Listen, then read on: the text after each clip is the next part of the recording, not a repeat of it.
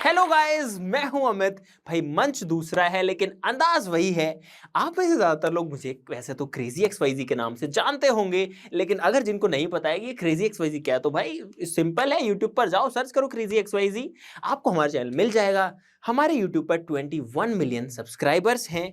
लेकिन गाइस बात ये नहीं है, मुद्दे की बात ये है कि ये जो 21 मिलियन सब्सक्राइबर्स हैं ये किसी टाइम में जीरो भी थे।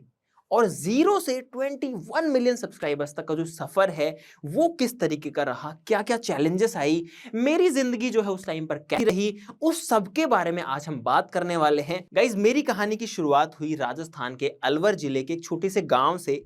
और हमारे इंडिया के गांव में अक्सर यार एक प्रॉब्लम रहती है कि लोगों की जो माइंडसेट है वो आज और कल तक ही सीमित रहती है। वो लॉन्ग टर्म का जनरली नहीं सोचते हैं और उसकी वजह से जनरली कुछ बड़ा नहीं कर पाते। भाई मेरे साथ भी सेम वही केस था। मेरी स्कूलिंग गांव के एक लोकल स्कूल से हुई, जहां पर एक्चुअली में हम लोग जमीन पर बैठकर ही पढ़ा करते थे। जो दरी पट्टी बिछाते हैं तो नीचे फर्श पर बैठते हैं, कोई ऐसा हाई फाई स्कूल नहीं था। मैं अपने स्कूल में बढ़िया से टॉपर था, एकदम मजे में जिंदगी चल रही थी। स्कूल के बच्चे मुझे साइंटिस्ट बुलाते थे, सब बढ़िया चल रहा था।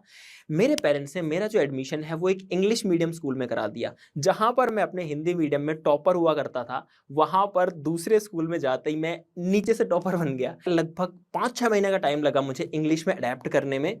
लेकिन जब मैंने अपनी 10th क्लास पास करी 2 साल इंग्लिश मीडियम में रहने के बाद में, तो मैंने ठीक ठाक बढ़िया 9.8 सीजीपीए अपने क्लास में बना ली थी, जो कि मेरे लिए तो बहुत बड़ी बात थी। पहला चैलेंज यहाँ खत्म हुआ। लेकिन जैसे ये हुआ उसके बाद में आया दूसरा चैलेंज कि अब आगे क्या करना है।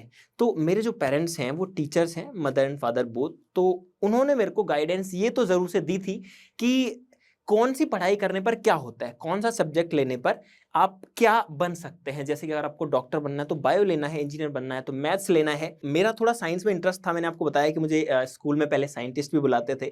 तो इसीलिए मैंने डिसाइड किया कि मुझे इंजीनियरिंग करनी है। इंजीनियरिंग के लिए आईआईटी सबसे बेस्ट ऑप्शन है, लेकिन वहां पर जाने के लिए बहुत मेहनत करनी पड़ती है, कोचिंग वगैरह करनी पड़ती है। मैंने बोला अपने पेरेंट्स को कि मुझे आईआईटी में जाना है, तो उन्होंने मेरा एडमिशन कोटा में करवा दिया, जहां पर मैं एक कोचिंग इंस्टीट्यूट से पढ़ा।